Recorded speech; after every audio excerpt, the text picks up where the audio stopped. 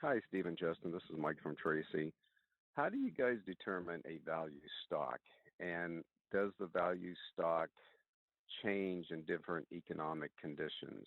Great show, avid listener, client, and I greatly appreciate you guys.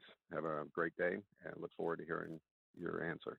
I know the difference in value stocks and growth stocks is kind of hard to grasp for a lot of people. Let me try to hash this out.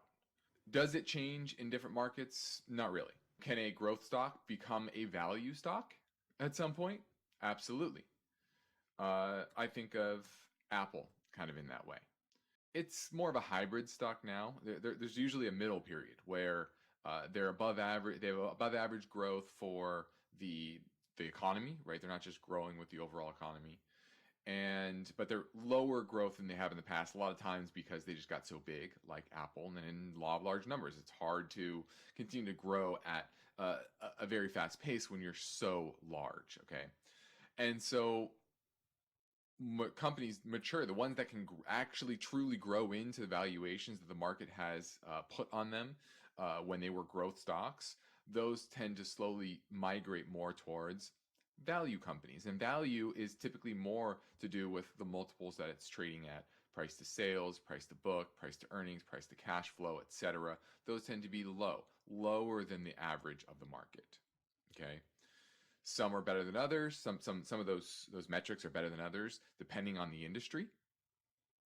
For example, price to book in the finance industry is not a great metric, to be honest with you, for the most part, because of all the different accounting chicanery that goes on within that space and the complexities there, and just not really a great metric overall. But that's what you're looking for, are companies that are trading at lower than average multiples to the market. Growthier stocks, they trade at above average multiples. Same type of metrics: enterprise value to EBITDA, price to cash flow, etc. And that's the market pricing in growth, above average growth, well into the future. And sometimes that's okay. Sometimes you're willing to pay that premium because you have confidence in that growth.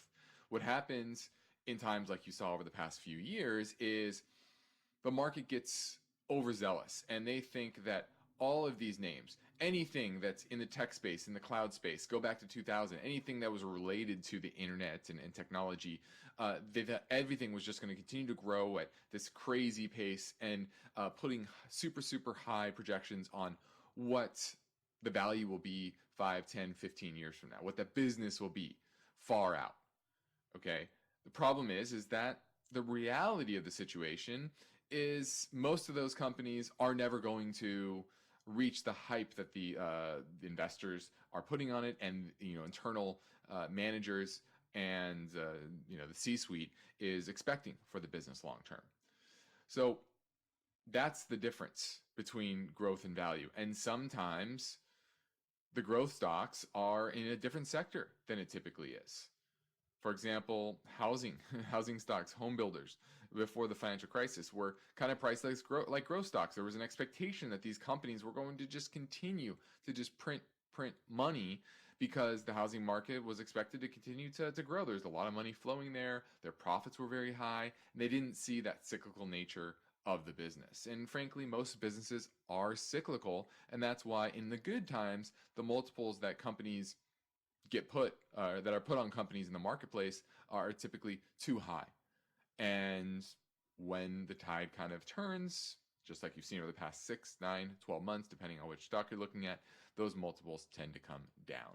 So hopefully that give you an overview of growth versus value. There's no finite definition of what that really looks like, but it's a philosophy. It's a general philosophy of trying to find companies that are relatively cheap compared to their expected cash flows going forward, and the history of where the stock typically trades. Get your free downloads anytime at investtalk.com. And please remember to tell your friends.